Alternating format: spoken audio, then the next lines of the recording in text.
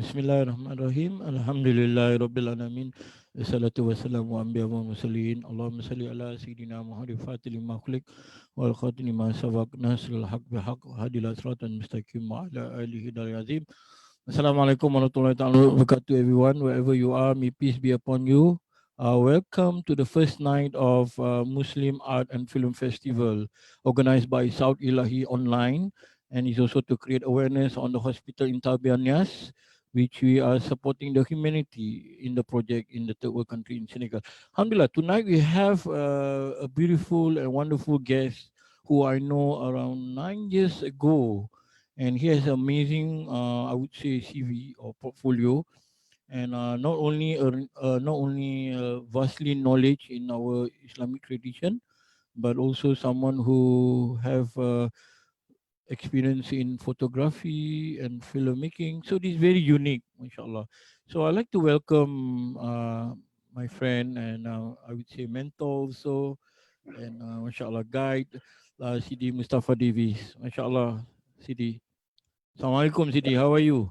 Wa alaikum salam wa rahmatullahi wa barakatuh, Sidi Khalid. How are you? It's been a long time. Yeah, mashallah, very, very long time. I think the first time I met you was 9 years ago.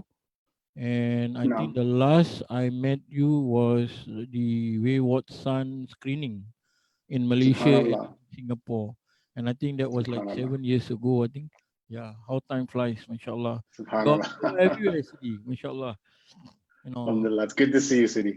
good to see you too, inshallah. How's the situation now in Turkey now, Sidi? Alhamdulillah, we went to lockdown, temporary, partial lockdown in March, where they would lock us down over the weekends. And then, through the weekdays, you were fine, you could go out.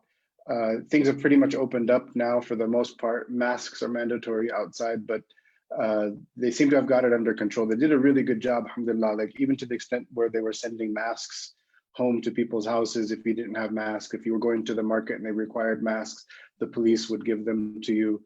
So alhamdulillah, I think Turkey did a really good job. So it's stable now, but the world is a different place today than it Yeah, was at the beginning of the year. But in regards to comparison to other places, we're faring pretty well here, alhamdulillah. mashallah, alhamdulillah. Glad to hear that. And been following you also on your Facebook, some of your photo, mashallah. Never fail to inspire many of us, mashallah. See, I would like to start this conversation with you in regards to your personal life first.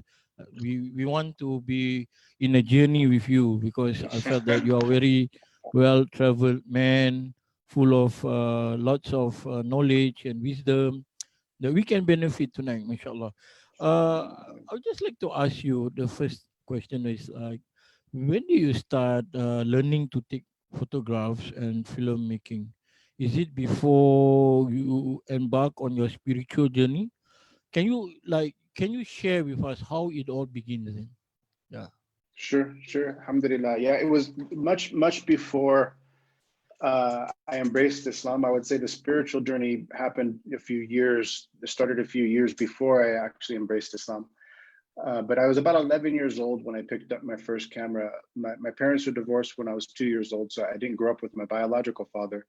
But my stepfather was an amateur photographer, and he actually converted one of our closets in our home to a dark room, so he could develop his own photos. And he taught me how to do it. So I picked up a camera. My very first camera, actually gave it to me, was a Pentax K1000, which I don't own anymore. I'll maybe talk about that a little bit later. Once I converted to Okay. Islam, I thought photography was impermissible, so I destroyed all of my cameras. Oh. But that was my first camera that I got at 11 years old. I learned how to develop film. I didn't start developing myself right away, but I did learn the process. And I would just go out and take pictures at the park, but I didn't have any intention on becoming a photographer. It was more of an escape for me at that point. I could kind of live vicariously through the images that I was taking. Most of my images back then, and I don't have them anymore, but most of them back then would be of people, families playing together at the park. For the most part, things that I didn't have, I think, in my life as a child, I was interested in photographing those moments. And so it started very young. I stuck with it, just as a pastime, kind of as a means of expressing myself. I was involved in music as well. My father's a musician, and my mother's a painter, and she does ceramics. And so that was kind of ingrained in me at a young age, was to be someone who's artistic and to pursue those. And then I ended up going to high school for the arts, where I would work in a photography lab there again, and then early undergrad studying in photojournalism and media. And then maybe at 19 I started to get some work in a couple local papers, and that's kind of when I decided, okay, I think this is what I want to do. But then I convert to Islam in the meantime, and that kind of takes that train off of those tracks onto a different track. MashaAllah. How is it then through that sort of life that you go through, and you say that photography is a form of escapism for you, and I think it's a healthy one, mashallah. And how does it then lead you to be a Muslim then? How you go about the whole journey then in knowing Allah? So the photography probably wasn't what led me there, but it was maybe some experiences that I had as a late teen growing up that I think were the impetus for me eventually embracing Islam. I had a troubled childhood. Again, my parents were divorced at the age of 2, so I didn't grow up with my biological father. And in the mid 70s, during the mid 70s, I was a bit of an anomaly. There wasn't a lot of mixed race children that were both black and white growing up in the States. In fact, I'm in elementary school. I knew one other mixed race person, and then in junior high school there were 3 of us. So it was still, right at the end of the civil rights movement. It wasn't, I was born just a few years after Martin Luther King was assassinated, and so I had some identity issues growing up because my mother remarried, and she married a German man, American German man. And so all of my siblings, my brothers and sisters, are all Caucasian. They're all full white, and I'm the only one in my family that has any black in me from amongst my siblings. And so I grew up with a bit of an identity crisis, and that eventually, to fast forward through some of those troubled years, a bit disenfranchised, a bit disconnected, not feeling that I really belonged, would eventually ended up leading to me being homeless for a little while. And then that eventually ended up in me attempting suicide at the age of 19 after graduating from high school. And I graduated from high school late. I didn't walk with my class just because I got into some trouble with drugs and a few things like that I wasn't happy with or proud of at that time. But those things delayed my graduation. And so then, that experience, by California law, you have to, I was moments away from death. I had overdosed. My sister came home early from work that day, she wasn't feeling well, so she found me passed out. I got rushed to the hospital. They said I was moments away from death, and then they pumped my stomach with the charcoal. And then by California law, you have to do time in a mental hospital after that. And so it was there in the mental hospital at that young age that I saw people with problems that were beyond problems that I was experiencing. And I realized that, my life wasn't that bad. I was just extremely sad, and so it was there for the first time. Now, I didn't grow up religious. My family was Christian, but it was Christian like that is for a lot of Americans, where you grow up, you go to maybe church on Sunday, but that's the extent of religion that you have in your life. You do whatever else you want. You go to church, and then that's what it means for a lot of Americans to be Christian. So my father's an atheist. So by age 19, I had become an atheist as well. I didn't believe in the existence of a higher power. And so this was the time when I tried to take my own life, was at this dark moment. And then I remember being in a mental institution for the first time, calling on God since I was a child, saying that if you're real and if you exist, get me out of this, inshallah, help me change, and then I'll dedicate myself to helping other people.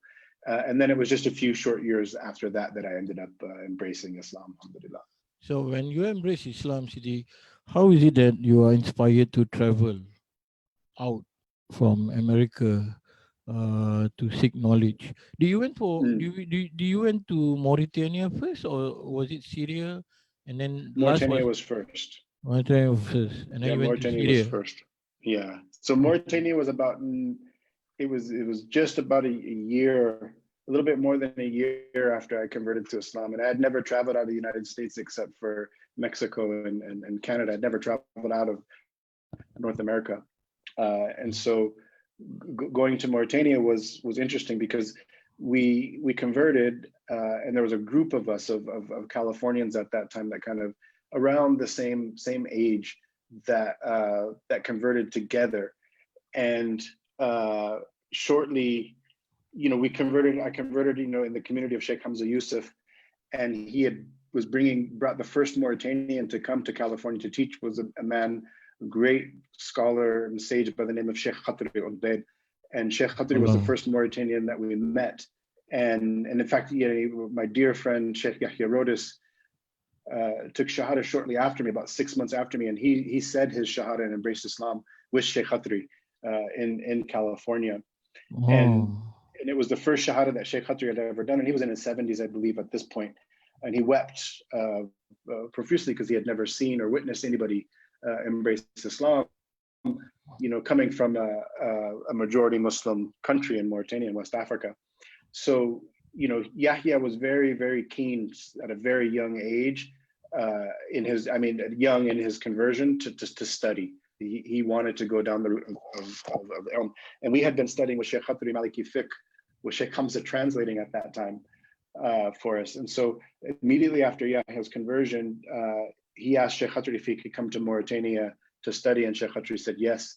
Yahya told me this, and so I said, I want to ask as well.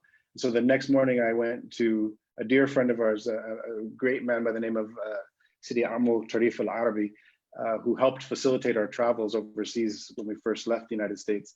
But I went to his house the next morning where Sheikh Khatri was staying, and I asked as well if I could go to Mauritania and study. And he said, yes, you can come. You can live. inshallah. His actually direct response was, he said, you can come, you can stay, you can study, you can live with me and study until you die.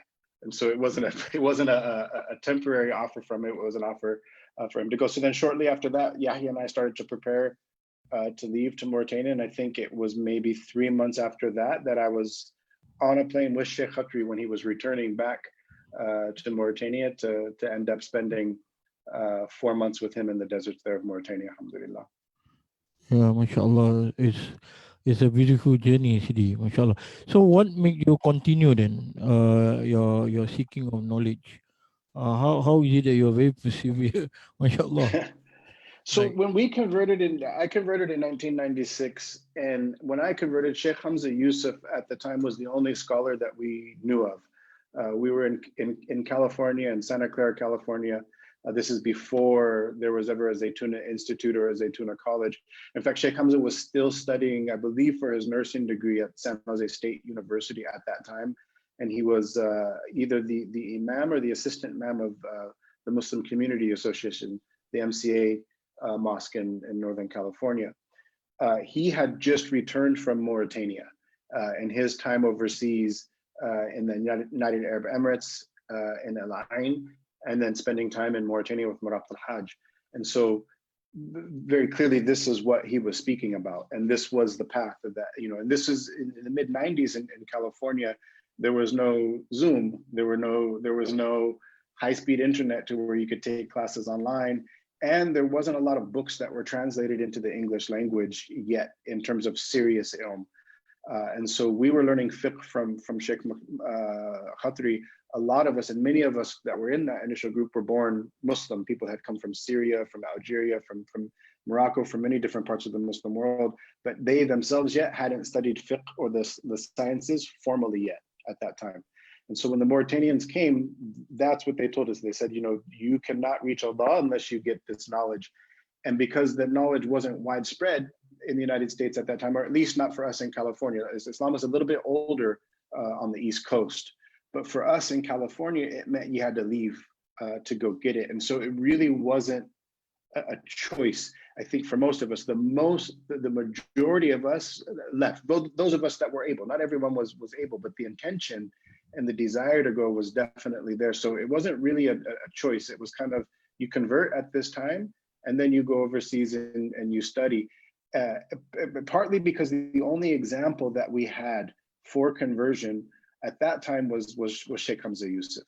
And that's what he did. He converted, he went there. And so that's what solidified that idea in our minds, that you convert to Islam and then you go to get the knowledge. So the idea of knowledge coming to you, right, in the convenience of our homes, I'm in my desk in my home office, that wasn't an option back then. And so we had no choice but to go. And when we went, we weren't going for a specified period of time. Even when I went to Mauritania, I was married. My wife maybe not want me to mention this, but I was married a week before I left to Mauritania. I got married and then I left, and the idea was that my wife was going to come and study in Mauritania with me as well. We were intending hijrah. It wasn't a temporary thing. I had got rid of, closed my bank accounts. I had kind of closed up all of my affairs in the United States, and I was going to Mauritania, and that was it. It was a one-way ticket. I was going to live there. Shortly after I was there, about a month and a half after I was there, Yahya came. He didn't come on that initial flight. He came. And then when he came, we went up to go see and visit Marabt al-Hajj, because at that time I was still staying with Sheikh Khatri in Gero, in the city that's down the mountain from Marabt al-Hajj. So Yahya and I actually met Marabt al-Hajj together for the first time. And when Yahya came, we kind of realized that the Mauritanian dialect, Hassaniya, that they speak in Arabic, was really difficult for very beginning Arabic students such as ourselves. I went to Mauritania, I didn't know any Arabic at all. I knew some of the alphabet, and I knew how to say khubz and ma. I know how to say bread and water. So I had survival Arabic in Mauritania. And so when Yahya came, the very first Deen intensive for Ibn Abbas Institute under Sheikh Ibrahim Osiefa was happening in Nottingham, England, and Sheikh Hamza was going to teach to that. So our idea was that we were going to leave Mauritania to go to that and then come back to Mauritania. But we ended up meeting Sheikh Ibrahim and a lot of the students that were studying in Syria at that Deen intensive, and then Syria ended up being our destination after England. Mashallah, we should write a book then. And really, I'm completely mesmerized with all your. My story is quite insignificant in compared to the other brothers that we embarked on this journey with, like the Sheikh Yahya's, the Sheikh Ibrahim Osiefas, the Sheikh Abdul Karim Yahya's, the Jamaluddin Haisals, and these are our predecessors. And I'm a documentarian, so it's my job to document their stories. But Allah had done this for you, mashallah, and thank you for all the sharing on your photographs and film. You know, but the last was you studied was in Tarim, right? Darul Mustafa. Yes. With Habib Omar, right?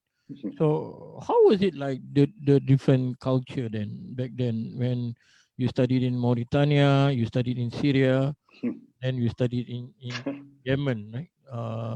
Tarim, specifically Tarim. So I think it's a beautiful spiritual culture each country has. But what is the take that you can share with us through the work that you are doing now? And I felt it's vital because I think you have done a lot of social work through your film and photography.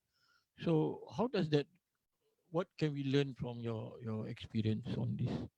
So culturally, you know, as converts, and especially as converts that have Black American heritage, you know, that come from a line of enslaved Africans that were brought to the United States of America, you know, our history was erased. And so, you know, for the most part, we have no idea who our great grandfathers were, who our ancestors were.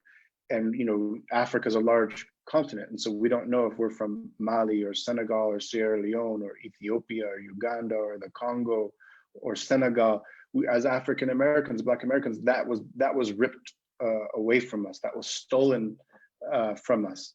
And that's something you can't get back. You know, once your lineage is erased and you have no access or no recourse to that, it leaves a void in the human being that's indescribable unless you've actually experienced that void. And so converting to Islam was also, for a lot of us, converting to a new culture, because American culture is actually bereft of culture. It's the absence of culture. It's a cultural abyss. one would think that it's the melting pot of all these different nations and people that come to America that creates American culture. But in essence, America's contribution to culture to the world, and there'll be many that argue this, is pop culture now. At least, when we speak historically speaking, like the slave hymns or the hymns of the enslaved Africans, which then becomes blues and these things, then this is different. That's not what I'm referring to. But in 1996, when I converted to Islam, it's bereft of culture. I don't have it.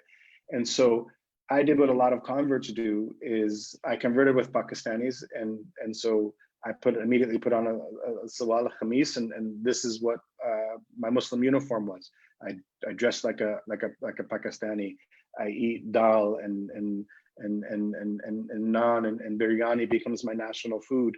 And then I meet the Syrians, and then I become I put on the Syrian style garb, and I start to speak Arabic in the accent of the Syrians. And the same goes with Mauritania. When I'm in Mauritania, I'm learning to be a Mauritanian, and I dress like the part.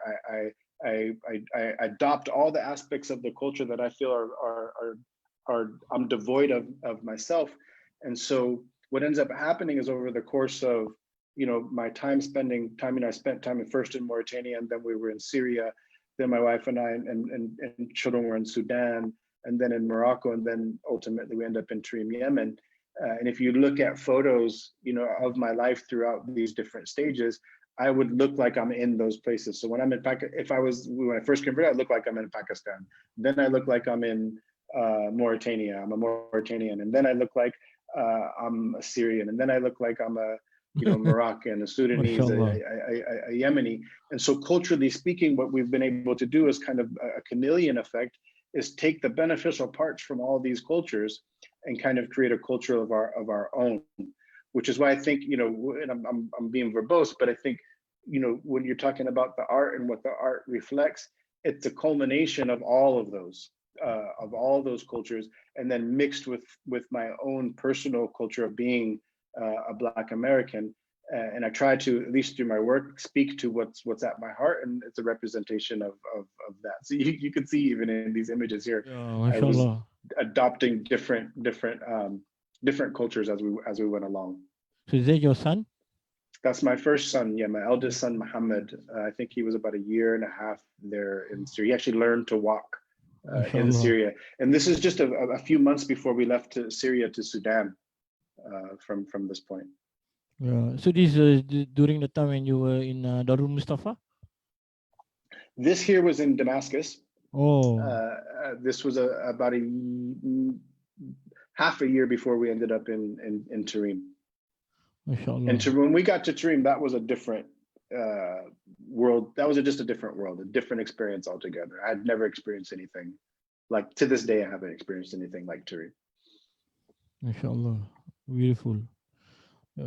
So Sidi, looking into your photographs, telling a lot of stories, and you were saying just now and earlier on that when you became Muslim, you thought like photograph is haram or is prohibited, right?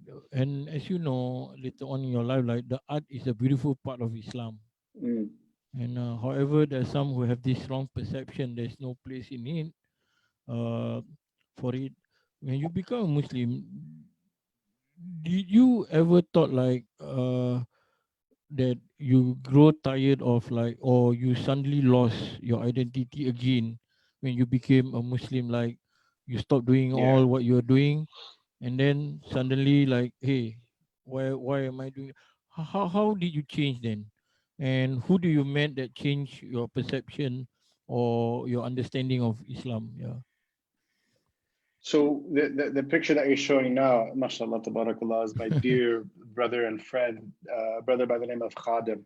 This is the man that is the reason why I converted to Islam. MashaAllah.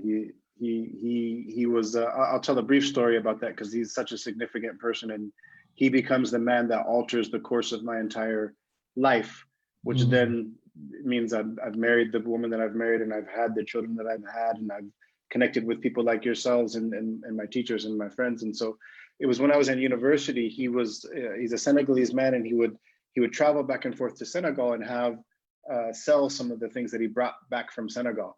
And I know you've been to Senegal, right, Sidi?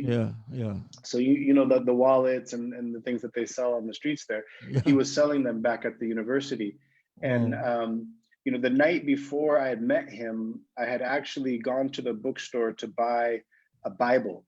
I was going to try to get religion back in my life again, and so I went to the bookstore, Barnes and Noble bookstore in Santa Clara, California, to buy a Bible.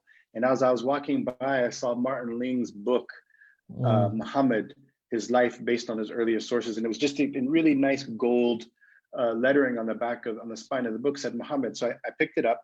Again, I was walking through the Eastern philosophy section. They didn't have an Islam section. It was Eastern philosophy on my way to the Christianity section. And I picked this book up and I started reading through it. And it was Sirah. And so it was a lot of the names of the Prophet Muhammad sallallahu alaihi wasallam's, you know, ajdad, his grandparents, and the names of his tribe. And so it just was really foreign for an American like me. It was really heavy on the tongue. And when I was reading these names, I remember having the thought that this is not for me. This is a foreign religion. This isn't something for me. And so I put the book back. But when I put it back, there was a translation of the meanings of the Quran right next to it. And so I picked that book up and I opened it up, just randomly opened it up to the very beginning of Surah Al-Maryam. And as an ex-Christian, current atheist at the time, reading Surah Al-Maryam had all of the answers for me in one surah, in one chapter of the Quran that I had as a young Catholic Christian growing up in the United States that no priest or bishop or pastor could ever answer for me. And in this one chapter, I'm reading these things that I'd always felt at a heart level that made this, what I'm reading right now in this book makes sense to me. And I don't have much reference to the Quran at this point. To me, Islam is it's the Nation of Islam. It's kind of a black separatist movement. Islam was, you know, the terrorists, Libyan terrorists that you see in Back to the Future. The propaganda of the 80s of Islam worked on me as a young kid. And so I don't have much reference or knowledge of the Quran, but I remember there being in the bookstore feeling really awkward because I just started weeping in the bookstore after reading Surah Al-Maryam. And then for some reason, I wanted this book, so I bought it and I went home and I read it again another 2 times, and I wouldn't read anything else because I really believed whatever was in Surah Al-Maryam, I believed all of it, and I didn't want to read something else that put me back into a state of disbelief. And so I was prepared for Surah Al-Maryam to be my religion, just that one chapter to be my religion at that point.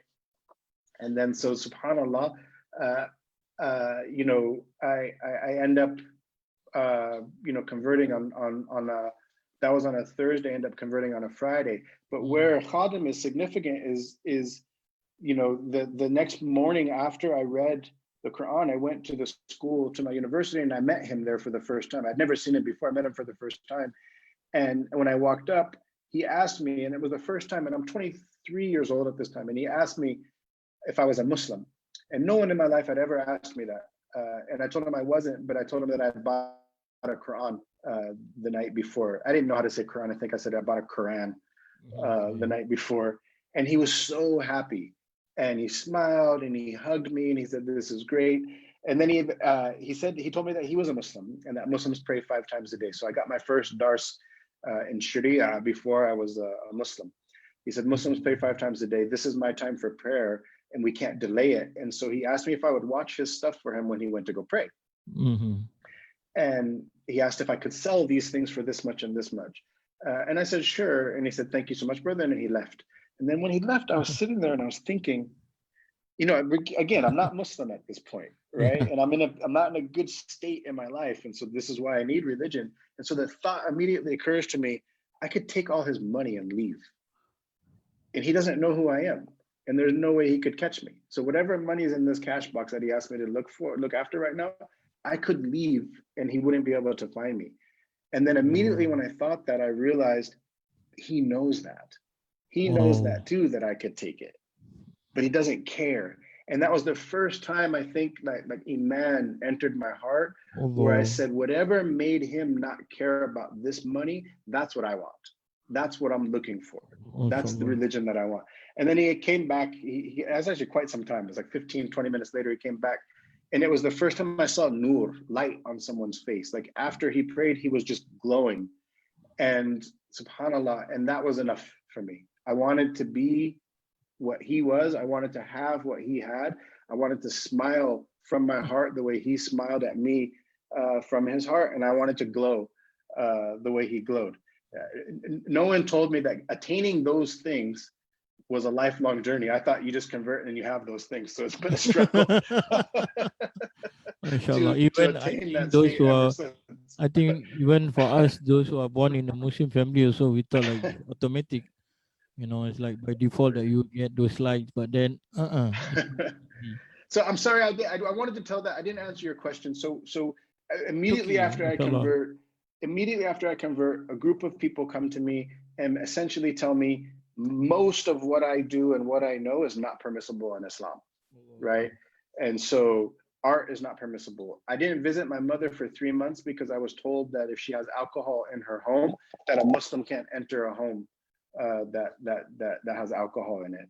And then they asked me what I did for a living. At that point, I was a tech engineer working at Cisco Systems in the tech industry, but I told them I was also a photographer, and that's when they told me that photography was impermissible.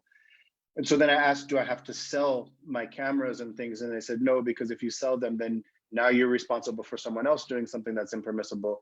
So you have to destroy them. And so I destroyed all, I destroyed all of my cameras. And this was in 1996. And then by 2000, I'm in Tarim at this point.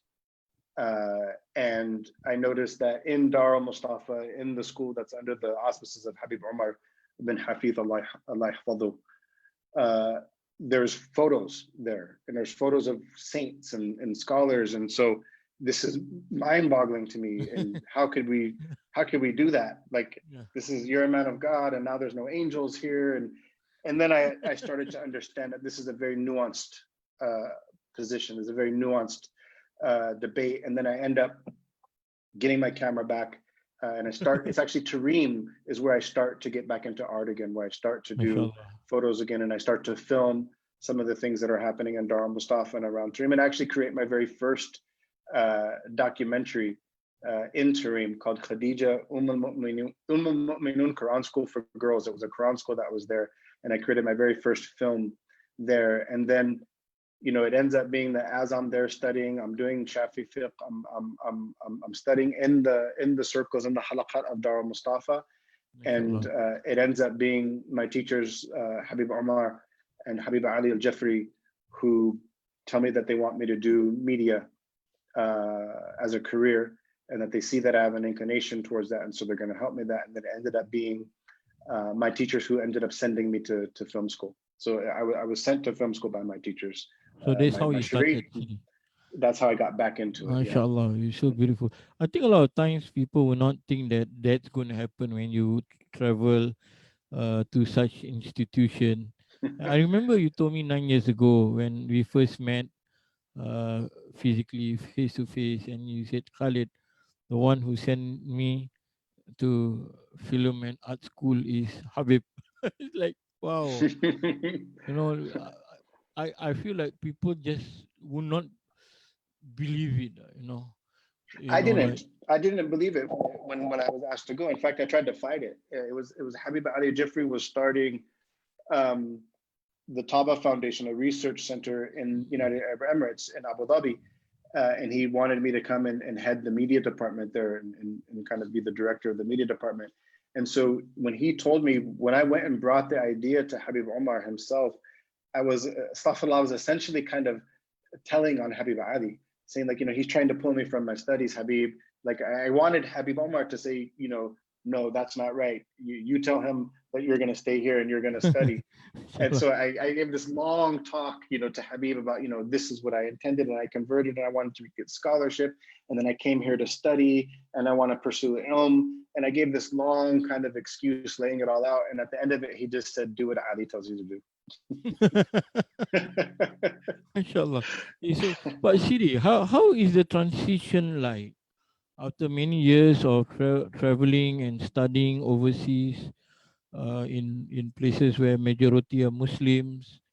Like you study in Mauritania, Syria, and then Tarim, Yemen. How is it that transition like coming to film back? You know, Back to the United States. awkwardness for you or So this is a loaded question, um, because the transition was extremely difficult. And I'm always candid with you, Khalid, so there's no reason to pull any punches. I almost lost myself in that transition. Allah? We moved back from I had created my first two feature documentary films in the Emirates. I shot Dean Tight there, and then I shot The Warm Heart of Africa. They went to festivals. I won an award for Dean Tight, and so I think I got a not I think I know for sure I got ahead of myself. I said, okay, this is it. My career is going to launch. We have to be in Hollywood, and so I moved my family back to Hollywood. We were living in Los Angeles, back to Hollywood, and it did not go as I planned. I thought that I would hit the ground. They would see, this is Mustafa Davis finally blessing Hollywood with his presence. Everyone's going to come and give him money and ask him to be on talk shows and let him make whatever film. They're going to throw millions of dollars at me, and I was just going to be on my track to making films. It didn't really work that way. I went to Hollywood, and essentially every door got slammed in my Allah. face. Nobody cared who I was. I showed my work. They didn't think it was significant. In some ways, I was laughed out of Hollywood. I lasted 9 months there, and then we moved back up to the Bay Area where I was from, and kind of closed the door to Hollywood, which is why I thought it was ironic that this session was called From Tarim to Hollywood. More appropriate, they should be from Tarim through Hollywood very quickly back to reality in my real life. But I think this was, as hard as it was for me, because I had felt that I'd failed, and now my career was over. It prompted me to start my own production company, and to start working exclusively not exclusively, but predominantly within the Muslim community. And then this is where I start working for, different scholars, different Muslim organizations, and start working, kind of helping to brand Muslim media and Muslim organizations.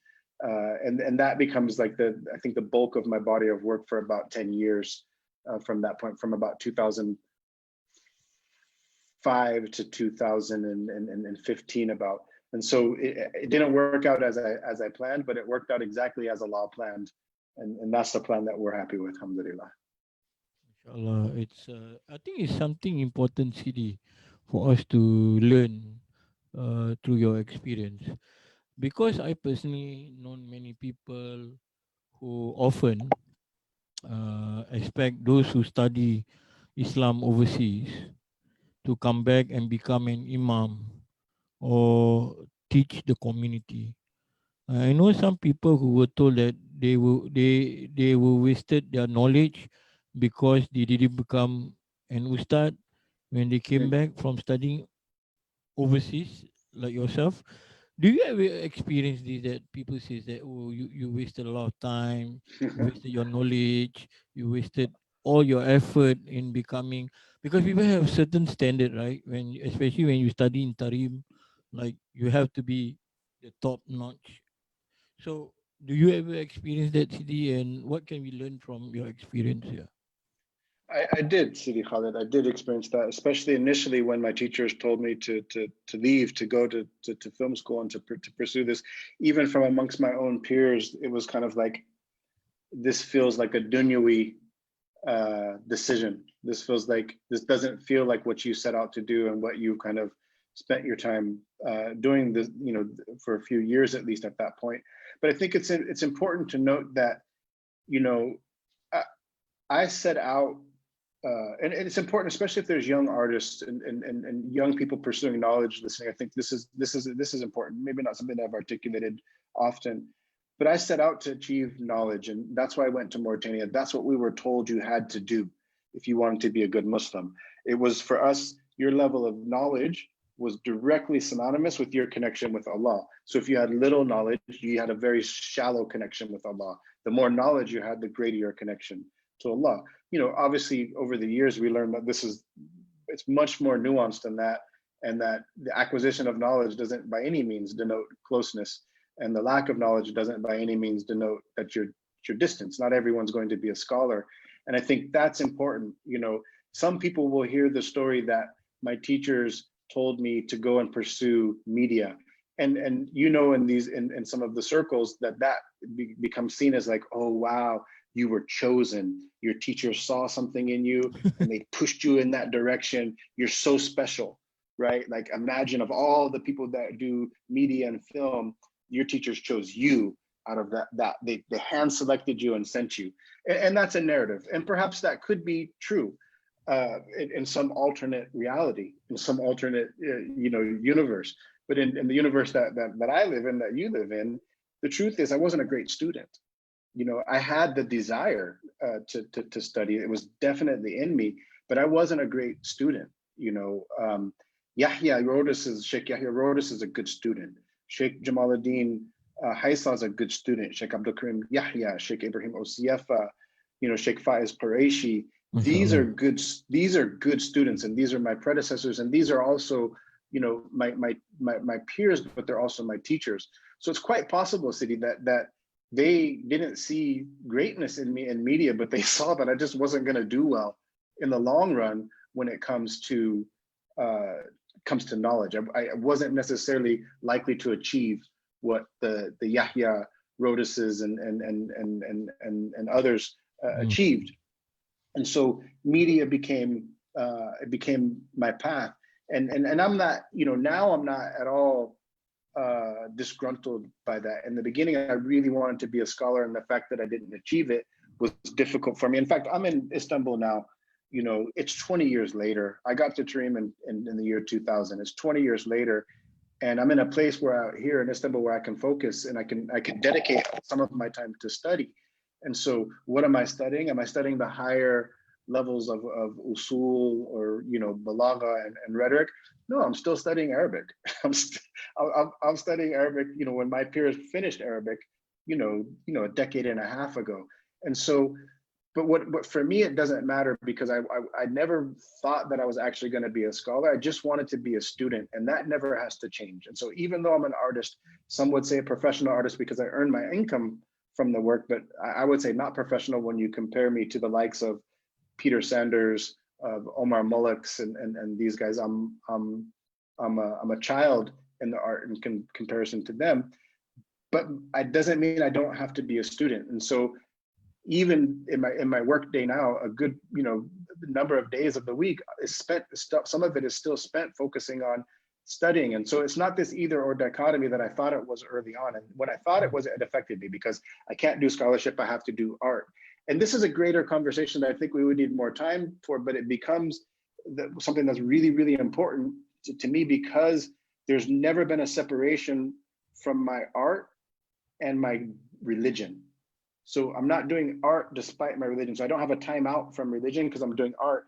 And I can't, because it was my teachers that sent me. And when I complained to Habib Omar and I said, look, I want to do scholarship, he said, we see you an inclination in you towards the arts, and that's going to be your path. And so, because my sheikh Murabbi, my teacher, told me that art was going to be how I reached Allah, inshallah ta'ala, that manifests as true at the end of all of this. But I've never had this separation between the two, which means I'm not interested in compromising on my religion for the sake of art. I'm not going to do through the art things that, if my teachers were to see it, that they would be upset, or they would say that this isn't, or I'm not going to do something, at least overtly and intentionally, because we can make mistakes, do things that are going to be displeasing to Allah. So a long way to answer your question. I did have this struggle in the beginning, but because it was my teachers that said go and do this, since that I've never had this issue. And there are people that will still come and say, like, you wasted your time overseas, you could have been a scholar. And that might be true for them if the end goal for everyone is to be a scholar. But I don't necessarily believe that. I believe we need scholars. But also, another conversation is that the ease of which one could declare themselves a scholar today now is also quite alarming. Like you people would think, because I spent so much time overseas, and I spent time in places like Dar Mustafa, I spent time in places like Tuamra in Mauritania, that amount of time there somehow necessitates that you're also going to be a scholar. but that's not necessarily true. It doesn't mean that I didn't benefit and I didn't learn and that I don't use what I learned, try to inculcate that into my art, but it doesn't necessarily mean I'm a scholar any more than if I was sick and I went to the hospital and I sat in the hospital for 10 years, but I didn't get treatment. No one should expect that after I come out 10 years that I'm going to be any better. And so if Tarim and these places are the hospital, I was just there, you know, in getting treatment. It doesn't necessarily by any means mean that I wasn't a scholar, but I also don't feel insecure about that anymore. I'm fine doing what I do in my role as an artist, alhamdulillah. MashaAllah, beautiful. And I think there's something that always been hitting me ever since I know you back then. MashaAllah. You know, Sidi, you came to Singapore, Malaysia, and I felt that you also went to Indonesia, right? And you personally met quite a number of young people, aspiring people who particularly are torn, you know. They may experience like how you experience, and they where they are into photography and they aspire to be maybe a filmmaker or anything to do with film. And but the problem is always like in between wanting to hold on to the deen and at the same time pursuing a career that they are passionate about. The question is like they felt like they are not closer to Allah Subhanahu wa Taala doing this work. If they are doing something not related to the deen, what's your experience that you can share with them that they're still contributing to humanity, society, right? So we have a lot of, I would say this is like identity crisis too. Like I don't know what to do. I felt that I felt that I want to be closer to God, but is this work making me closer to God? You know, I think you are the Yes. right person, mashallah. It's a difficult question, a loaded question. I'll do my best to answer. I think, you know, in hopes that I don't sound like I'm trying to simplify this too much, because I know it's convoluted and I know it's difficult and I know it causes some angst in people. But I think first and foremost would be to not do anything for the sake of art that is antithetical to your disposition as a Muslim, that is against the teachings of Islam, first and foremost. I think it would be, I think we're very naive if we assume that we're going to do things that are, you know, now these things, I'm talking about things that are clear. I'm not talking about gray areas where there's nuance and there's difference of opinion. Yep. But things like, for example, that they're agreed upon opinions, for lack of a better example, you know, shooting an alcohol commercial that's going to promote the consumption of alcohol. If one were to ascribe to a project like this, we should not assume by any means, regardless of our worldly success in it, whatever monetary, how much money we get from it, how many awards we've won from that commercial, that we at any point got closer to Allah subhanahu wa ta'ala through that process, other than learning that we made a grave mistake, making tawbah, and then that being the thing that gets us closer to Allah. But the work in and of itself, it's antithetical to the teachings of Islam, and it's against what we know is going to earn Allah's rida and his pleasure and his favor, then we shouldn't assume that we're going to get closer to Allah through that. And if we're doing those type of projects and we have that type of angst in us, feeling like we shouldn't do it, I'm not getting closer to Allah, that is a sign that you should listen to your heart, right? The Prophet Muhammad sallallahu alaihi wasallam said, "Stafti qalbak wa law aftaka an-nas," right? Consult your heart, even if people are against you. And so don't fall into the peer pressure of that.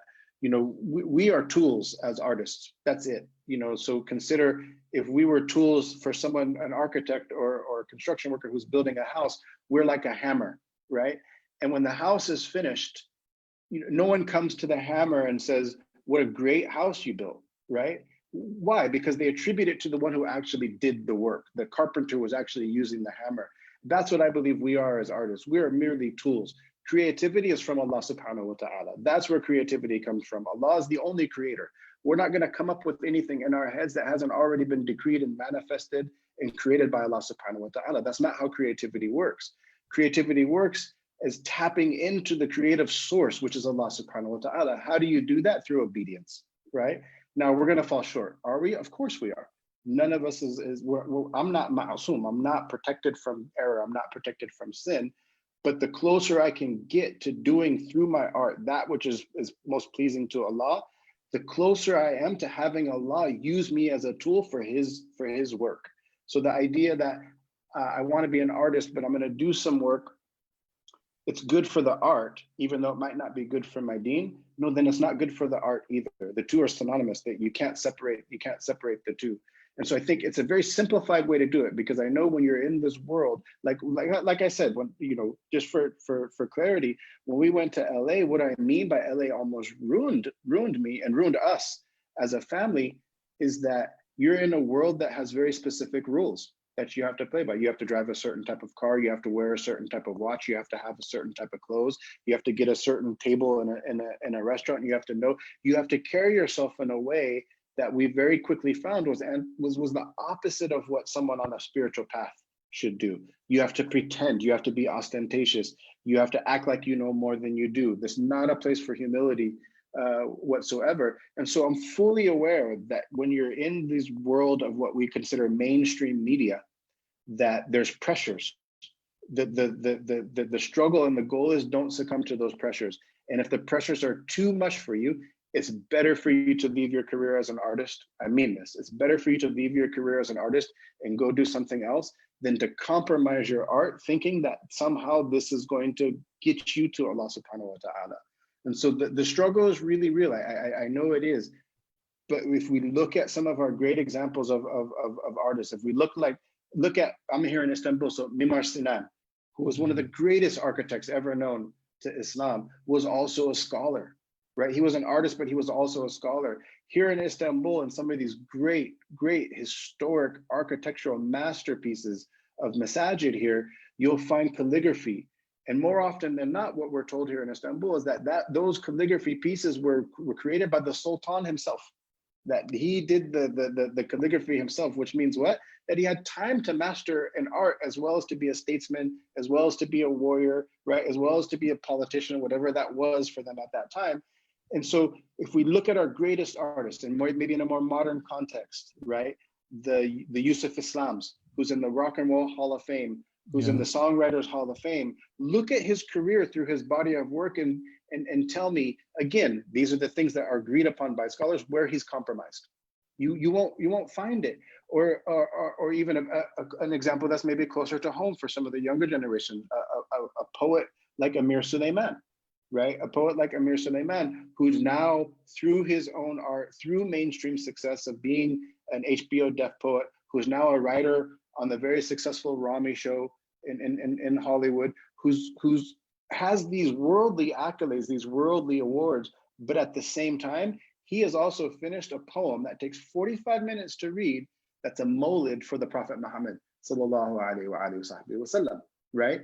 And I think if we were to equate Amir Suleiman's career and hold up whatever awards he might get an Emmy for his writing on the Rami show versus his molid that he wrote for the Prophet Muhammad sallallahu alaihi wasallam, what matters most? What Hollywood thinks of us, what our peers think of us, or what's heaviest on the scales? I promise you, on the scales on Yom Kippur, depending on whatever his intention was, the molid is going to be heavier, far heavier, and might be the thing that gets him in to Jannah without an account. And we ask Allah for that. We ask, he deserves that. We ask Allah to benefit him and have mercy on him, and to grant him that for his intention in doing it. And so, Sidi Khalid, I think, you know, it's we as artists have to break this notion of it's either or, right? And because I don't have that ability, I can't separate the two. I can't separate my experience of studying and at least sitting at the feet of great men, whether or not I achieved anything in scholarship or not, but at least that experience of sitting at the feet of these great men and women of our age, I can't separate that from my art. And so my advice to, especially to young aspiring filmmakers and artists, is first and foremost, acclimate yourself religiously. Have a wird that you do. Wake up in the morning and ask Allah to bless what you do. Ask Allah to make what you do pleasing. Ask Allah to make it so that you have halal risk coming through. And then once you do that, and once you make that commitment, then put everything you can into perfecting your art. Why? Because if you're going to be the conduit through which Allah is manifesting creativity through, then you have to be good, right? We can't have this notion of I'm just doing it for da'wah so it can be mediocre. No, if you're doing it as an artist and your art, you're hoping is a means of you getting closer to Allah subhanahu wa ta'ala, then as soon as you make your intention, as soon as you have your religiosity in check, the next step is you have to actually perfect what you do as an artist. MashaAllah. So profound and beautifully shared by our beloved Sidi Mustafa. May Allah preserve him. Sidi, talking about career, and you mentioned that you are nowhere near someone like, I would say, legend, Peter Sanders. But of course, Yes. you are our ladder because you are nowhere near you. So the first time I saw Peter Sanders' book was Starlatch many years ago. It was a photo book. MashaAllah, Starlatch Press. Yeah, I can't remember exactly the title of the book, but I remember there was a Mauritanian guy and, like this beloved of Allah here. Yeah, and I was mesmerized actually. Really, I was mesmerized with the whole photo book, and I was like, wow, And that's why there was a quote saying like, Allah is beautiful and loves beauty. But at the same time, right? Now we know you. When the time when I saw that Peter Sanders, I always heard his name like Peter Sanders, Peter Sanders.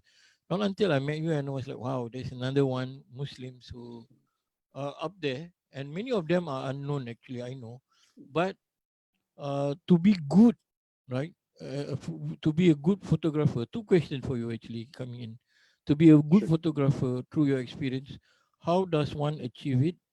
And a second one is, um, how do we understand that we are at that level where uh, perhaps you may say that good enough to be a real photographer, that sort of leak. Yeah. So can you remember the first one again, Sidi? So I was saying like, how do we know? Sorry, that was the second question. My first question was like, with all this, what we call it, knowing people who are Muslim actually, who are good at it, who aspire us to be good at what we are good at, someone like you and Peter Sanders, how do we know that we had reached, how do we can reach that level like Peter Sanders or even for someone like yourself? So now we have a mentor, you see? It's a good question that I don't have the answer for, unfortunately, because that would require me to think that I have achieved a certain level yet. And I think that's the difficulty.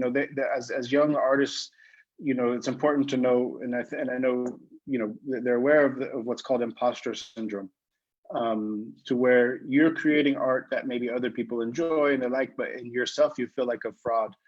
I've never not had this. And so I don't celebrate my own work. In fact, in my own home, there's none of my art hanging up. My art hangs in a lot of homes, but not my own. I don't put any of my own photos up. Even when I'm finished making a film, I rarely watch it back again, just because when I'm finished with it, I don't like it. They say, especially for young filmmakers, they say when a film is never finished, it's abandoned, right? Because the filmmaker is always going to want to make more changes and make more changes. And so I still see myself as an aspiring artist, even though I teach, but I only teach what I know. I don't teach. I'm not pretending to be a master. I'm not pretending to be at the level of those that I look up to.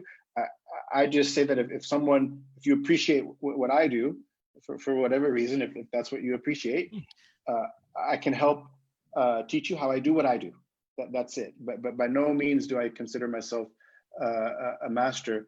I hope, Sidi Khalid, before I return to Allah subhanahu wa ta'ala, and we ask Allah to give us all good health and long lives in His service, ta'ala, that I hope that before I go, that I've made one good film and I've taken one good photo. And this is my goal in life. And I don't think I've made either of those yet. Alhamdulillah, I'm not too old to continue pushing. but even for someone like myself, like this morning and last night, I spent my evening doing tutorials. I was taking a class online on how to do some technique in editing. And so I think there's this idea that, you know, you arrive somehow as an artist, and now you're a master, and now you're professional, and then everything just is easy from that point. I don't believe that's the case. You know, I think we're always going to be learning. And if I'm the same artist in next year that I was today, then I didn't really do anything at that. I didn't really do anything for that year, you know. And so I don't subscribe to that myself, City, in terms of mastery. I'm still on a path of trying to get better. And the younger generation has got us, they're chasing, they got us running, because they're coming to a world where the things we had to learn to do digitally when we transferred from analog to digital, when we transferred from film to digital, when we transferred from developing negatives, you know, to actually just putting it on your computer and using Photoshop. The younger generation is far more skilled than us when it comes to that, when it comes to the digital tools. And so it's good for us. It's good competition. It keeps us running and keeps us pushing. But I don't subscribe to that City that we're level of master. I think that the goal for everyone is that you always have a master. I don't see it any different. Again, there's no separation from me, from my art and from the path. There's no point where I arrive Islamically where I don't need a sheikh, right? No matter how much knowledge I get, I'm still going to need someone who has more knowledge than me to guide me. And it's the same in the art. There's no, especially how, it also depends, and this is important to say briefly, what you equate as success. You know, there was a time, Sidi Khalid, back when we met, and I think, you know, 2012, 2013, 2014, this era, where I was really, really heavily active on social media. You know, I think my Facebook page had like 300,000 people on it. My Instagram page was, and I was just really pushing. And I was there was a point where there's 260 days of the year I was traveling, doing speeches, lectures.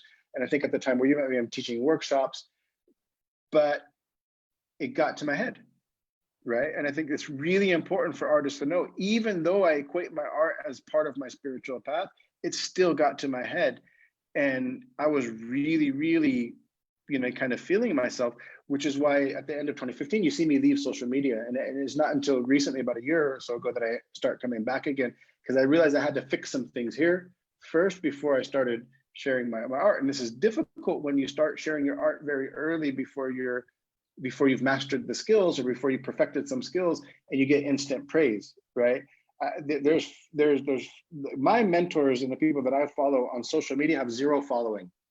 They might have a Facebook and post a photo, and maybe one person likes it, and it's probably going to be me, right? But this in no way means that they're not masters. They could create art that runs circles around me with their eyes closed. The worth of their art is in no way indicated by the number of likes that they get. And this is what I didn't understand early, and what I think a lot of young people don't understand today, is that the amount of likes, the amount of engagement that you get on social media in no way means that the art is good, right? But likewise, if you get just negativity, someone might not like you, it doesn't mean that the art's not good. And so you have to have mentors. You have to have people that you run. One of the people that I run a lot of my work by is a brother that I think you guys know, Sidi Harun Sujic. Yeah, we just talked to him who's yesterday. Who's a brilliant artist, brilliant writer, and a great family friend of ours. And people don't know this, a lot of the curation for Sidi Abdul Azim Peter Sanders' work is done by Harun, Sidi Harun himself. He'll help him create his books, coupling which images are going to go together. And so from time to time, I'll send him my images, and maybe just a few months ago, I sent him some images, and he just, you know, he didn't respond. And I asked him, "Did you see those?" He goes, "Yeah, I saw them." And I said, "Did you like them?" And he just responded, "No." And I said, "Okay, what didn't you like about it?" And he said, "I'm just sick of you shooting images in the subway. Can you just shoot something different, some other type of thing? Just never shoot that again. It's boring. It's not great." But you know, even still, my point in telling that story is that I have people that I check in with that still, you know, as an artist, and I hope I always do. I hope Allah always has me connected to someone who's much better, far more advanced than me, that I can continue to learn from. Because if we don't do that, then we'll get ahead of ourselves, and we won't be humble. I'll tell you the reason I left social media. I'm not embarrassed by it anymore. I was then. I was traveling around. I was so used to being known, Sidi Khalid, that I went to a masjid. I don't remember what state it was in. I went to a masjid and I walked in, and it was just a regular masjid. And I was giving a talk there that night. And I walked in and I was expecting what I usually expect. But I walked in this masjid, everyone's just going around their business and no one knew who I was. I was introducing myself to people and they're just like, oh, nice to meet you. And it occurred to my heart, in my heart, I remember the moment it occurred to my heart, why don't these people know me? Why don't these people in this masjid, why don't they know me? And then I immediately thought to myself, oh, wow, you're gross. you've lost it. You expect that people are going to know you. You expect that people are going to praise you now. You expect that you're going to get some type of fanfare, and you're entering into a mosque. This is the house of Allah. You're entering into a mosque, a place of worship, a place of ibadah. It's Allah's house, and you're walking in and your concern is whether or not people know who you are or not. It was shortly after that that I decided to give it a break. It was also one of my teachers who I talked to, who sat me down, and he said, stop promoting yourself. And I said, what do you mean, Sidi? He said, just stop talking about yourself. Stop promoting yourself. Do something that's so significant that other people will promote you if it's good enough. But stop with the self-promotion. And so that kind of changed where I was. And so being in Mauritania, being in Syria, being in Sudan, Morocco, Tarim, none of that protected me from myself in there, right? None of that sitting there protected me from myself. What do you need to do that? Constant muhasabah, constant muraqabah. It's no different for the scholar, for the student of knowledge than it is for the artist, than it is for the engineer, than it is for the doctor, the lawyer, the worker in sanitation. No matter what it is, we are all human beings, and Allah subhanahu wa ta'ala told us, "Ma khalaqna al-jinna wal ins illa liya'budu." The only reason created mankind was to pray. He didn't say except for the artist because your job is to create art. He didn't say except for the lawyer because your job is to do, to come up with ahkam. No, everybody. And so if you stop that, even as an artist, and you stop that as the praise comes, you can ruin yourself and not even know that it happened. I had gotten so far from what my teachers had taught me that I was no longer recognizable even to myself. And that required for me to go into a 4-year khalwa from social media to reset, reacclimate, and then inshallah, this time emerging again as a different person, but again, also aware of the pitfalls and the dangers of constant praise. Subhanallah, may Allah preserve you, Sidi. Thank you for that beautiful sharing. In regards to social media, we live in a social media age, and social media now has been more than a decade with Facebook, with Twitter, right? And most artists, right? This is the catching point. Like most of them felt that, how do I grow without social media? Then, yeah, I know that a lot of I know some of my friends whose father was a photographer. They work as a photographer, but back then there was no social media. And right now we have this social media where people say, then how do I sell myself then? How do I engage with myself then? And how do I know that people know that I'm doing photography, I'm doing film. So what's your advice then for such young people who always have this, when you are young, when you're younger, you have this burning desire in trying to make yourself known. I'm not judging people. I'm just saying that, you market yourself, and you feel that if most young people that I've met who broke down, honestly, CD, are people who thought that Facebook is their home or their life, and they couldn't live with it because this is how I earn something, or maybe even recognition. So what's your advice then for all these photographers, aspiring filmmakers, script writers, screenwriter, that they feel that if I have not known, then I will not get a job, I will not, the balance, I mean. This is a very difficult question, and I don't know if there's an answer that can be kind of universally applied to people. And so I'll preface this by saying that this is just my personal opinion based on my experience. And so take it with a grain of salt. If it applies to you, khair. If it doesn't, then please feel free to throw it out. And it might be a bit difficult, I think, for some people to hear as well. So I think the first thing, Sidi, is the idea that we can't exist without social media. I understand where that comes from, especially for people who have been born into an age where they haven't existed without it. So they can't remember a time where social media didn't exist. They can't remember a time where without influencers, where they can't remember a time where fame is something that's sought by everyone and it's something that is accessible to everyone now. 30 years ago, to be famous was difficult. You had to do something really significant to become famous. Now you can become famous just for being famous. Your fame can be the thing that you're famous for. And fame can be bought now, right? You can buy likes, you can buy engagement now on every social media platform.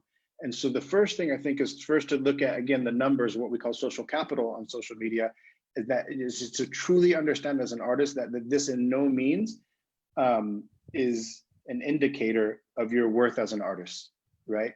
What social media success is an indicator from, it's an indicator of your ability and your understanding of marketing. But you can market a bad product well, and that product can still do well. And there could be a great product that's not marketed well that nobody sees, right?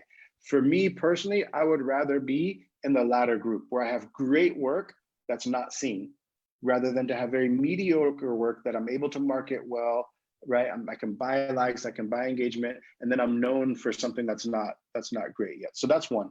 The second thing, Sidi, is I think there's a lot of because of social media now, the sharing of one's work is often premature, right? So it's one thing if I'm starting off as an artist now, we'll use photography just as for lack of a better example. If I'm starting off as an artist, I might have bought my camera last week, taken a few photos, my very first photos, and I'm sharing them on social media now, a week later, 7 days later. But my social media feed is curated. It's a curated feed, meaning all the haters are blocked, or I didn't allow them to friend request me. And any negativity that comes through, I delete, block, and bam, right? And so already I'm sharing my work into a place that's very positive, and people who are willing and ready to praise me because they're my mother, my friends, my auntie, right? My neighbor, my ex-teacher at school. And so I post this photo, which if we're being really, really honest, if this were to be a photography competition that I'm posting it to, it would have got rejected immediately because it just doesn't meet the standards of a good photo. But if I post this now, a week after I run my first camera on Facebook, and I have 3,000 to 5,000 friends on Facebook and 200 people like the photo, immediately in my mind, I'm a prodigy. I must be the greatest photographer ever because this is like my second photo, and look at everyone loves it. No, everyone loves you. They love you. And that's what they're liking. They're liking the fact that they love you. Some of my greatest work that I feel is my greatest work, if I share it on social media, no one likes it. If I share a picture of a mosque, or share a picture of the Kaaba, or I share a picture of someone with their hands in dua, because that's the audience of people that are following me, ostensibly Muslim people, those photos are exponentially going to do better.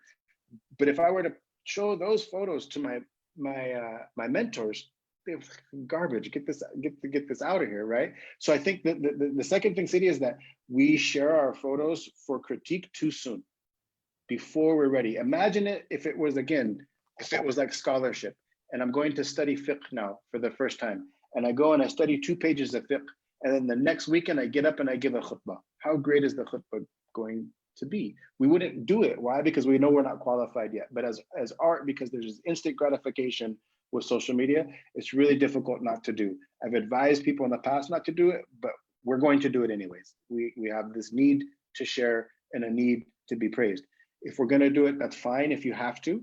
My recommendation is for young artists not to share until their mentors tell them that it's time to share. And if you do share, to still show that to mentors who aren't engaged on social media and they don't care about your feelings so much. They're willing to just tell you the hard truth that this needs needs more work. And so some of it is also intention, Sidi. The last thing I would say is intention. What is your intention for creating the art? If your intention is to get known and to be famous through the art, then I would say just pick anything. If that's really your intention, it's not a great one, I wouldn't recommend it. But if that's your intention, choose anything and learn how to do marketing. Take some marketing classes. Take those courses that you see pop up on Instagram about how to become an influencer. Do what those people do, and then you'll be famous. But it doesn't mean that your art's going to be good. And if the art is really what you're after, and creating art that speaks to who you are as an individual and speaks to the spirit of other people, passed from heart to heart, then know that that art doesn't always get recognized, and that art doesn't always win awards, and that art doesn't always get praised. But as long as you create it, and that's your goal in creating it, just having it alone should suffice you, inshallah. It's a difficult world, Sidi. Yeah, It's especially for young artists. Yeah, I understand, Sidi. MashaAllah, beautiful advice. Beautiful, very beautiful advice, MashaAllah. Sidi, we are nearly to 1 hour and a half, MashaAllah. So much to say and share. I remember one time when we were in Jeddah in Malaysia, I don't know whether you remember, but I do remember we were sitting down and talking about our experience and so on. And I think it accumulated to 4 hours. MashaAllah. Maybe Mahda and so on. Yeah. So I want to end this with interesting question actually. You know, a lot of things that you do before and even now also, I believe, always connected to me, and perhaps uh, it's just the path of life we go through, right? And even some of the movie that you watch and you told me, Khalid, is not that good, and but somehow it still hit me, and it reminds me of where I from and what I do, like the Dean Tide, Wayward Son. I didn't get to see the Prison Blues, but I saw the thriller. It was good, and I have so many friends who also juvenile or prison. Where I grew up was, in such state. Allah bless them, Allah ease them. But what I would like to ask you is, how do you come up with such two questions? Sorry, how do you come up? You came up with such inspiration ideas on the movie, and number two, if someone like me were to be aspired to do something like not necessarily like Din Tai, but that kind of quality, but at least it has a social meaning or advice for those who are watching, how much the budget would be like? So these two questions, Sidi. Yeah. I mean, a lot of people watching also, they want to know. Yeah. No. Good question. So for the first one, how do I create these projects? I just do what's interesting to me. I do what's close to home. So Dean Tight, a film about being American. Most of the people were converts in the film. Trying to reconcile between your Western culture and your Islamic identity. It was what I was going through at the time, and I grew up in the 70s and the 80s, where hip hop was kind of at its height, at the inception of it, when it was fully being popularized. So it was part and parcel of who I was as a person. With Wayward Son, I grew up skateboarding. Same thing. So it was something that was close to home with me. With Prison Blues, I have family members, uncles who are doing life in prison, and so it's also something that it's a story that's relative to me, something that I can tell. So I try to choose stories that mean something to me and that tell a part of my own story, which is the interesting thing about being a documentarian, is that essentially you're kind of using, for lack of a more for having lack of adab in talking about it, you're kind of using characters in your film to tell your own story in some way. There's definitely going to be aspects about their lives that mirror aspects of yours, and so you're kind of living vicariously through them. You're telling your story if it's something that's close to you. So, and in fact, there was one of my students in Malaysia. We did I think it was a 1 month or two, I can't remember now, a UITM in Malaysia. We did a documentary master class, and two of the students did really, really well. One went on to go on study film at SOAS in London, and the other one's an award-winning director now in Malaysia. And she lives in an area where there's a lot of undocumented Filipino workers in her city. And she's basically made a career documenting them through documentaries and mockumentaries, and she's won awards. And you know, if you ask her, why did you tell this story, her response is going to be, because it's my story. So I think, Sidi, that when it comes to art, it's especially as Muslims, and so I had this conversation yesterday. You can have art that we do as Muslims that's for the purpose of proselytizing, and that might be your intention. I want to create something that shows Islam in a positive light. This isn't my preferred stance, because I haven't seen a lot of great art come out of this means, or in juxtaposition to, this is my experience as a Muslim, and I want to share this experience with the world. These films tend to do better because they mean more to the person who's telling them. So I think the first part of your question, Sidi, is to do something that's very meaningful to you, especially if it's a film. If it's a feature-length documentary film, you might be married to this project for a year or two. You know, Malawi took me 2 years to make. Dean Tight was a year and a half. You know, so when it comes to budgets for films, it's really arbitrary, and it depends where you're working, depends what country you're in. I'm an advocate for independent filmmaking, what we call bootstrap filmmaking. Make it work. Borrow money from your mom, from your best friend. Sell your favorite video game console to get money to buy the camera, to go do the, like, wherever you can, like, fight and strive to make your film. And I've made films that, you know, cost $80,000 to make, which is very low for a feature documentary film. And I've made films that I've spent $100 on. And the bigger budgeted films don't necessarily do better. For Dean Tight, I think Dean Tight, if I remember, it was 2007. The budget for Dean Tight, I think, was close to 50,000 US dollars for Dean Tight. And that was because of the travel back and forth. I was living in the United Arab Emirates at the time. So the travel back and forth and hotels and things like that for me and the crew. Malawi, I think, was a little bit more. I think Malawi was closer to 70,000. Wow. And then, you know, Redneck Muslim, I'm not really sure where we came, but I think that was also between 20 and 30. But again, it depends on what the film's for, depends on what kind of, so for Redneck Muslim, we're hiring industry crew in the United States, which have their standard day rates, which means you're going to have a certain amount to budget. For documentary, for people who are in that genre, a big portion of the budget is travel and editing, because editing takes a long time. Dean Tight took 5.5 months to edit, and you're paying an editor full time to edit the film for that long. But again, these are numbers because these are mainstream targeted films.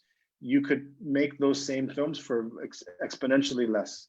You can make a film for $100 now. You can make a film on your phone now, right? You can, like, so I would never want people to stop creativity for lack of budget. Some of the best work that I've done had zero budget on it, because you're doing whatever you can to make it work. Just like if you were a student of knowledge, you would stay up every waking hour that you can. You would maximize your time to be able to stay up so that you could study and so that you could work. But if so, it's the same thing if you're an artist. If you're an artist, you have to put in the time, you have to fight, you have to struggle, do whatever you can to make it work, and don't take no. The path as an artist is not easy.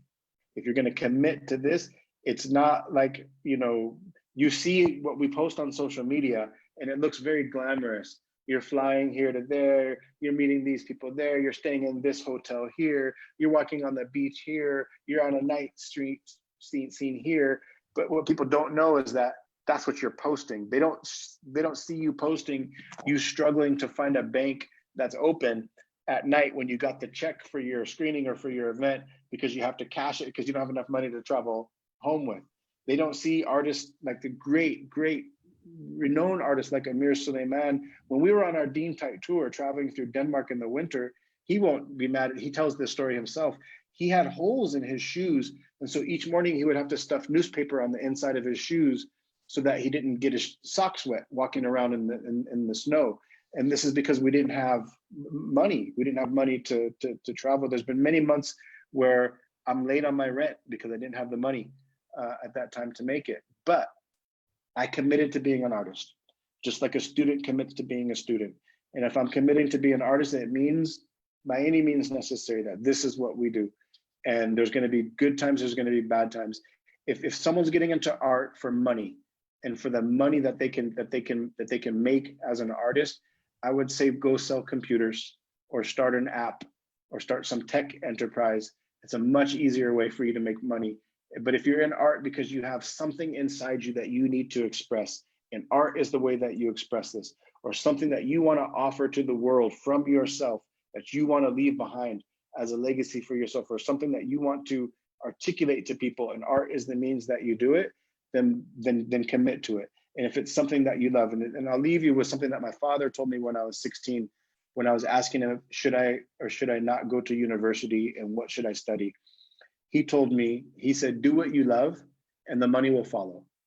And if the money never follows, no one ever complains about spending their entire life doing what they love. So first and foremost, if art for you is a career, there's better careers. There's better careers. If art for you is just that, just a means for you to get accolades, to get fame, to get money, to be known, there's faster ways to do that if that's your intention behind it. But if art is something that you use to express from yourself, your contribution to the world, then stick with it. Because the moments when it seems the hardest, and I've tried to quit many times throughout the years because of how difficult this path is. But the moments when you're most prone to quitting, know that my experience, at least an experience of my peers, is that more often than not, right around the next corner is an opening that's going to keep you going. In fact, every film that I finish, I always vow to never make another film again until I make the next film. There's so much we learn from you, CD. May Allah preserve you. Astaghfirullah, Sidi. One Barakallahu thing fikum, only I like to say, I hope one day I will be able to watch the Malawi. I've been wanting to watch it for a long time, but didn't have the opportunity. Inshallah, one day I'll be able to watch it. Inshallah. Alhamdulillah, we'll make it happen for you sooner than later, inshallah. Inshallah. Anyway, thank you very much for coming on Barakallahu board fikum, on Sidi. our film festival. We appreciate so much. So much we Alhamdulillah. Allah learned give from you you. success in this. Give you success in this. It's a great endeavor. You know, in Southeast Asia, there's so much creativity, mashallah, tabarakallah. And so connecting our worlds with their worlds, wherever we are in the West or in, you know, the Middle East there, keep doing what you're doing, Sidi, keep inspiring young artists, and you have a supporter in me, alhamdulillah, always. Inshallah. See you again. May Allah preserve you. And Barakallah fikum, Sidi. You too. may Allah make us meet each other soon. Ameen. Ameen. Ameen. Allah bless you and all the people behind the scenes. I know that there's people that are behind the scenes that are doing a lot of work that aren't going to get the recognition and they aren't going to get praise. But we know as people who do this work that without them, this wouldn't be made possible at all. So Allah bless them, inshallah. Ameen. And give Ameen. them the reward for anyone who benefits from your program, inshallah. Ameen. Ameen. See you again, Sidi. MashaAllah. Barakallah fikum, Sidi. Assalamu alaikum. Assalamu alaikum.